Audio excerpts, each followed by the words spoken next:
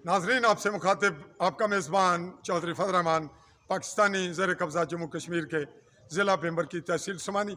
और जिस पार्ट पे मैं मौजूद हूँ यह है जस्टिस राजा सईद अकरम जुडिशल कॉम्प्लेक्स समानी, और मेरे बैक साइड पे है दफ्तर सब डिवीजनल मजिस्ट्रेट समानी का। समानी इंतज़ामिया से इस केस के हवाले से मिलकर आया हूँ।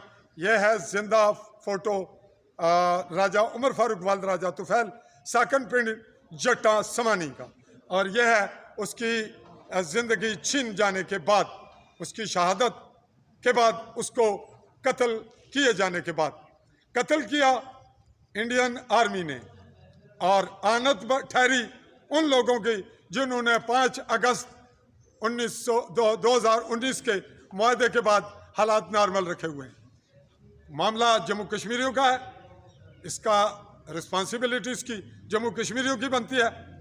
नाजरीन, तकाजा यह है कि हमारी अपनी जम्मू कश्मीर की फ़ौज हो, हमारा अपना निज़ाम हो, जो 1947 के बाद आज तक नहीं बनने दिया गया, और हमारी आज़ादी के ज़िम्मेदार ठहरते हैं वो जिनकी हम गुलामी में हैं, चाहे वो इंडिया है या पाकिस्तान।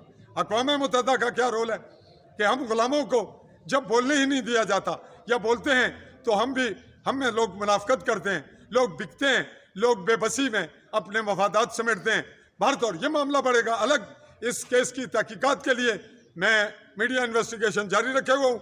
इस नौजवान के बारे में ये कहा जाता है कि ये ज़हनी तवाज़न इसका मुतासर था, ये था या नहीं, इसके लिए हम मेडिकल रिपोर्ट डिमांड करेंगे, इसके घर पहुँचेंगे और इर्द गिर्द के मालूमात लेंगे इसके ताल्लुक वालों से।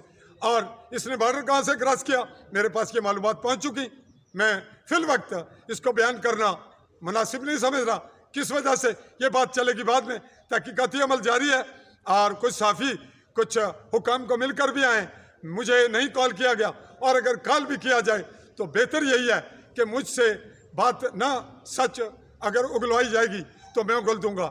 बहुत सी बातें जो बाद में करेंगे, आप नोट रखिए कि जम्मू कश्मीर जम्मू कश्मीरियों का है। मैं और मेरे बाकी जम्मू कश्मीरी रियासत बाशिंदा दर्जा अव्वल हैं।